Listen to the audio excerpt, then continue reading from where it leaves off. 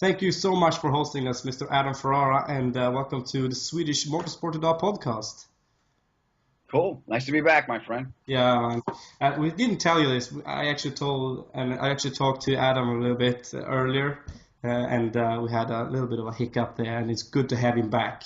Adam, as I said, you've been great to work with. Your management's been great to work with, and let's jump straight into it, man. What you been up to lately? Sure. What are we doing lately? I've been going back. I've been doing stand-ups. So I went back to stand-up. We're waiting to see what BBC wants to do with Top Gear. They told us that they still want an American version, so we're waiting to see where we land. So in the meantime, in order to do that, I am going back to stand-up, which is great because I haven't been on the road in a long time. So it's nice to be back and do a full-blown tour for a couple of months. Yeah, and that's what's pretty cool about you, that you have this multi-talented talents. You can go on and be funny on the set of Top Gear, you can be funny on stage, and you can be funny in person as you show here. So well, it's good because I have ADD, so I can't focus on one thing for too long. So fits my personality. Well, that's good, and I think you're a great inspiration just because you do what you love, and I think that's a great message that you just want to send across to people. But I think we should just jump straight into it. Talk about Top Gear, man. Okay. What caused that to end, and how was the time that you spent? Basically, I think our contract with the History Channel was up, and BBC wanted to continue it, and History was kind of figure out where they wanted to go. So the three of us still want to do it. I mean, the three of us. That's the nice thing is, look, I'll deny I said this, but I still love those two idiots. So we like to be together, and we looked at each other and said, if the show comes back, do you want to do it? And we do. So hopefully it will, because it's just been a lot of fun. I mean, the cars we get to drive, places we get to go, and things we get to do. You can't do that. I jumped a caddy 40 feet in the air in season 1. That's how we started. So how cool was that? I remember that. I 88 in a Ferrari F12 Berlinetta. I did 183 in the Hurricane, in the Lamborghini Hurricane on the Autobahn. I drove an old Chevy pickup up a volcano in Iceland. I mean, all the stuff we got to do. We went to Cuba. I mean, all the stuff you get to do with your friends is it's an experience that I cherish all the memories we've had. And we look around, we giggle sometimes on the set. Go, can you believe we're doing this? So I hope it comes across on the show because we really are having a good time. Yeah, I can imagine. All the crazy stuff you guys get to do, and I think as I told you like times before, there's different versions of Top Gear. Of course, there's the original one, Mm-hmm. and there's from China, and I think there's from South Korea, etc. And I don't really feel maybe that they really showcase the personalities and like the camaraderie in the same way that you do. You really feel like you've known each other for so many years, and it really shows on the show for real. Well, that's what we wanted to. That's how it evolved. I mean, when I first got approached to do the gig, I had done another car show for the History Channel. I did a pilot for them that didn't get picked up, but they knew they had the other two guys. They had Rutt and Tanner, and I remember I took a meeting with them, and they said, "Do you know Top Gear?" And it wasn't on in the U.S. I used to watch it online, so I'd watch all the clips online and go, "Yeah, it's a great show." They said, "We have the American rights," and I'm like, "Oh, don't fuck it up." And they said, "Well, we want you to be on the show." And I'm like, "Well, I don't want to fuck it up." She goes, "Do you want to meet?" Because it was a perfect show. I mean, those guys, it was a perfect show, and I really enjoyed doing it. And it was, we were all fans of the show. And they said, "No, we don't want you to imitate that show. We want you guys to be you guys in the context of that show." And it was the same production company. He says, "Why don't you just go meet the fellas?" So I did. I said, I drove out. And it wasn't like you go to a producer's office. It wasn't like you go to a studio.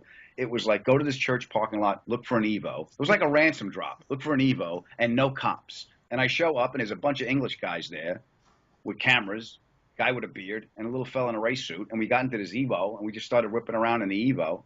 And I remember there was an old couch in the corner, and we were having fun just doing donuts. And we got out of the car, and I told Rutt, "Hey, you with the beard, go sit in the couch. Let's see how close we can get to you with the Evo before you chicken out." And John Hessling, our original executive producer, went, "Cut! All right, thank you, boys. That's quite enough for today." And that was our first meeting. And then I kept going back, and then eventually they called and gave me the gig. Cool.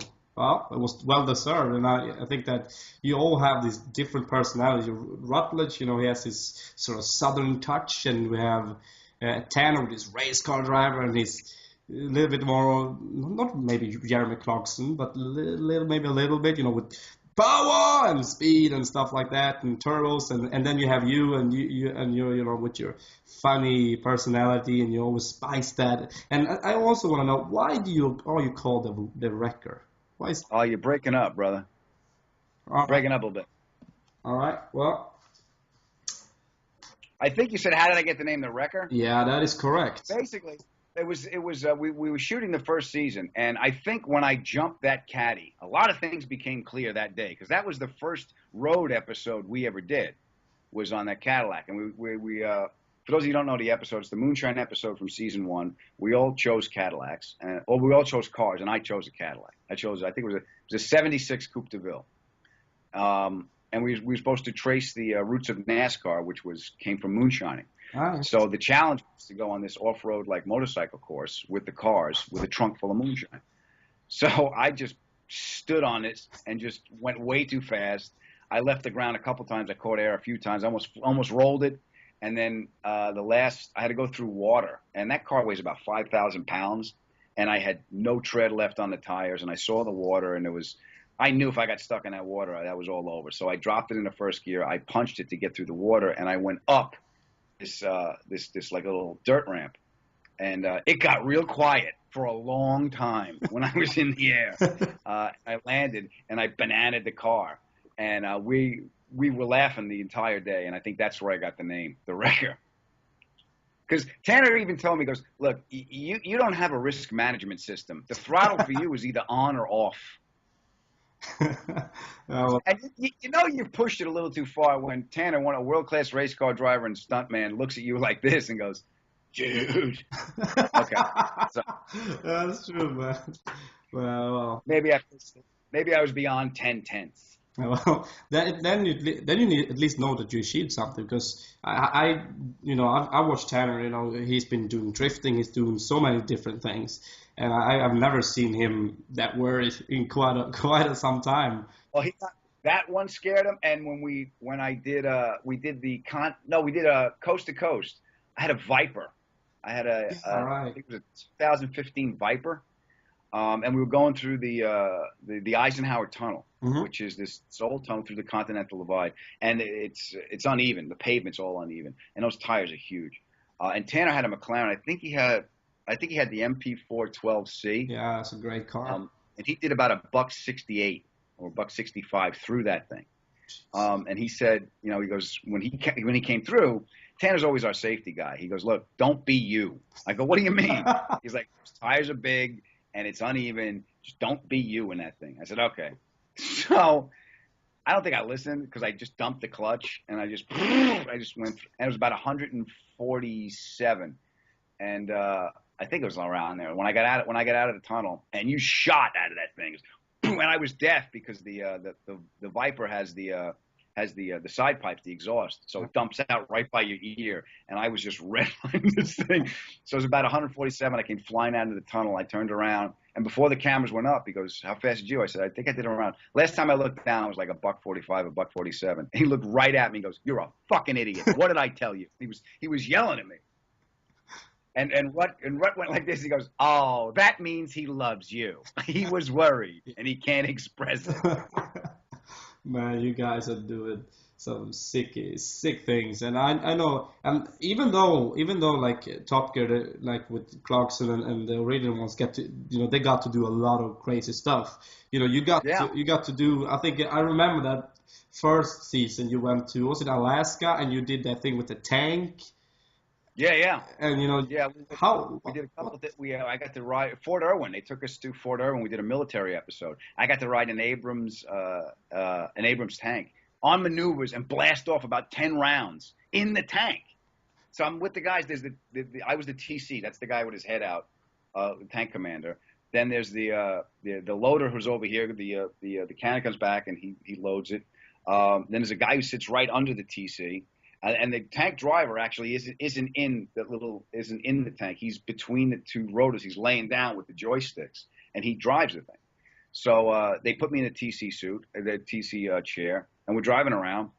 My tank suit's too big because the guy had to give me a suit, and it had to be.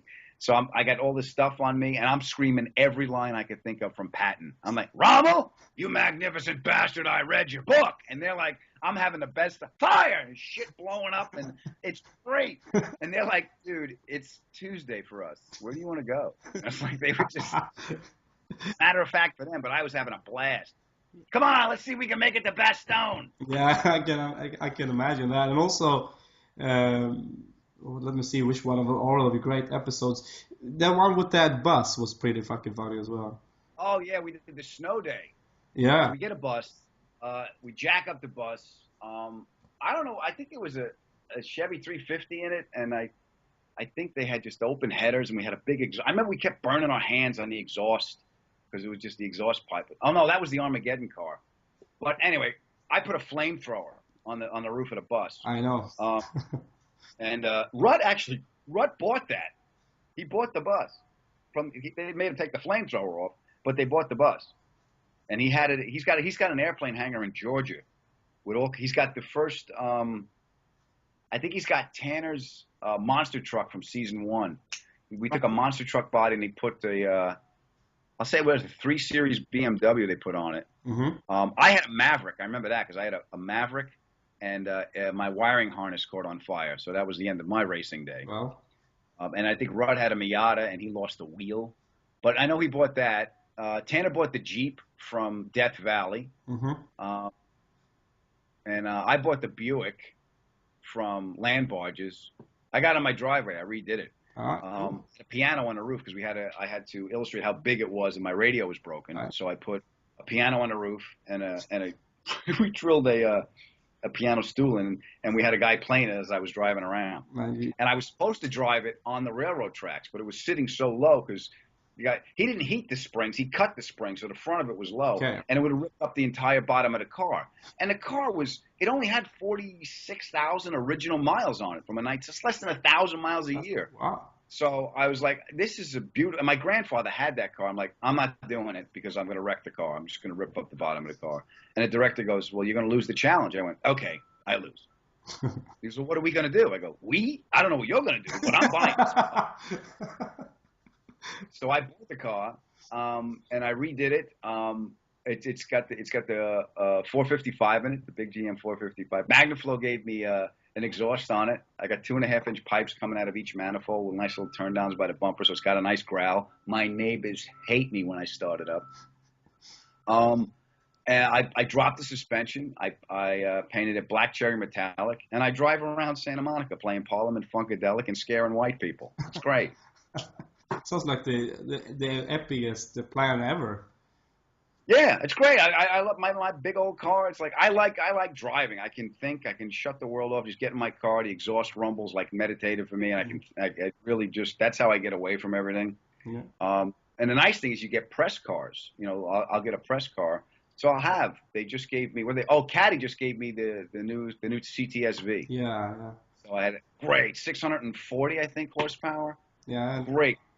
And I had, so I get cars, like I had a GTR, I had, so every car I get, Lexus sent me the IF.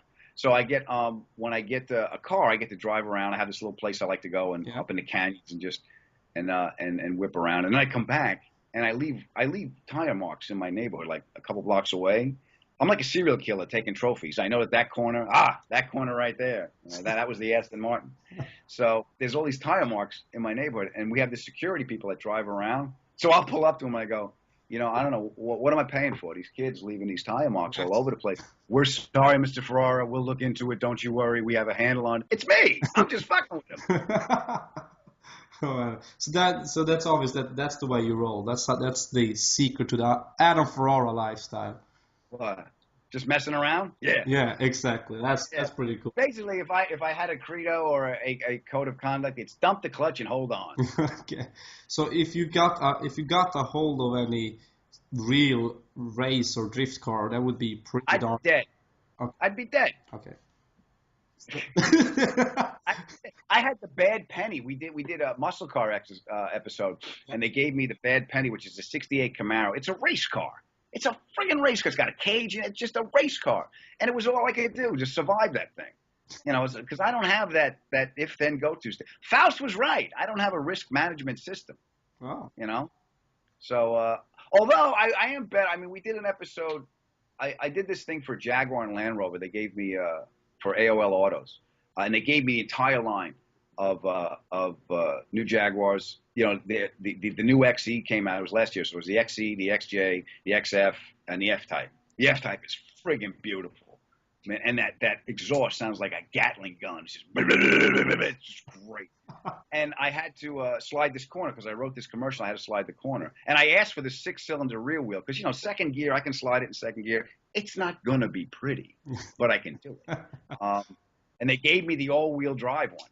So you got to have some stones to throw an all-wheel drive car. For sure. And luckily for you, though, on that very subject, you do have a very good mentor in Tyler Faust for this particular one when it comes to Ford driving. Oh, yeah. But I've seen him do cars. Look, most people drive a car. He gets in a car. Those things come alive. I've seen him take a car and just flip it. I've seen him do things. I'm like, that they're dancing. And you just look at him. And you're amazed. And then when he gets out, and I refuse to show him any kind of, I just go, you little shit. But you never get jealous. You're just like, I can do that. Yeah, I can do that too. I get jealous every time. I just refuse to show it to him. Okay. But you're doing a good way. It doesn't show on set, at least, when you look into the episodes. So that's pretty darn impressive. You're doing it good. Oh, yeah, but he's amazing. I've seen him do things. Even driving home, I've seen him do stuff in a minivan. Going to the shop, you know. Yeah. Well, because we all travel together. When we're on a set, it's usually, the journeys are a little longer. They're about 6 days. Maybe 7 days, depending on what we have to get done. The other ones we shoot are 4 days maybe, and then the power tests are a couple days. So we eat breakfast together, we eat lunch, we eat dinner together. You know, so we shoot. It's usually sun up to sundown, and then we'll go someplace for dinner. And then so we spend all this time together. So we know each other inside now. Yeah, cool. And now I have to sort of switch a little bit subject here and ask about a little bit what your sort of a little bit what your upbringing, and if the wrecker always was a part of you when it came to you taking your driver's license, and a little bit about that. I'm really curious about those things. No, I get my love of cars I get from my dad, because my dad could fix anything. He has that, he could make anything and fix anything, and he was always in the car. He was always in the garage working on the car. So when you want to spend time with him, that's what you did. Mm-hmm. So he tried to teach me. So I understand how they work. But we found the limits of my mechanical ability. So my job was to hold the light. So I just didn't have, I remember I was trying to do something on the car, and there was oil leaking, blood flying, wrenches falling. And my father came up and put his hand on my shoulder. He said, son, you're going to have to get a job. You're going to have to work at something the rest of your life. This ain't it. Figure out what you want to do, because this ain't it. So I love cars. I understand them, but I can't. Well, I kind of understand them now. I mean, when as soon as the carburetor went away, I'm screwed. You pick it up, there's a piece of plastic. You have to reflash it. I'm like, there should just be a sign. Call the guy. You're gonna fuck this up. So, it's like I could smack the solenoid on the starter to get the car to kick over. I can change the oil. I can gap a spark plug with maybe a matchbook. But other than that, it's all beyond me now. With the computers and stuff. Wow, all right. So that's how I kind of got into cars. Like my father, we would pick out the cars on the road when I was a kid, and you have the posters on the wall and everything. So I had the emotional connection to the car because of my dad. Yeah. My dad always told me, he said, look, kid, if you get jammed up, pay your car off first. No one's going to come and tow your house away. You'll get a couple of months on the house. Mm-hmm. So True. All right, well, that's an interesting story, and after that, I can imagine sort of you all stuck with you, and sort of it just grew on you, and so. Yeah, it was always fun, like, because now, I mean, before like GPS and before like they could monitor your cars, you can get away with stuff. You could get a rent-a-car. I remember taping a cassette box to the gas pedal, so the pedals would be even, so I could heel toe, and I could figure out how to rev match. So when you shift, I'm like, oh, okay, because my foot was too small. So what if I do that? All right. Well, that's an interesting solution for sure. Yeah. Didn't work. But it's nice to see your creative side come out. I have to say that for sure. Sure. And I've actually been able to now finally watch more of your stand-up, and it's hilarious. It really is. Oh, thanks. is really up there for sure. And I'm just waiting for you to get your own real show. So I'm gonna watch that, and hopefully I can be in the front when that show starts. And of course, let's talk about that. Like, so when did stand-up become a big part? I started doing stand-up when I got out of college. It was something that I always wanted to try. And I, when the first time I was on stage, I got that feeling that I belong here. It wasn't a clear vision, but it was a feeling that, oh, okay, I belong here. I don't know too much, but this feels right.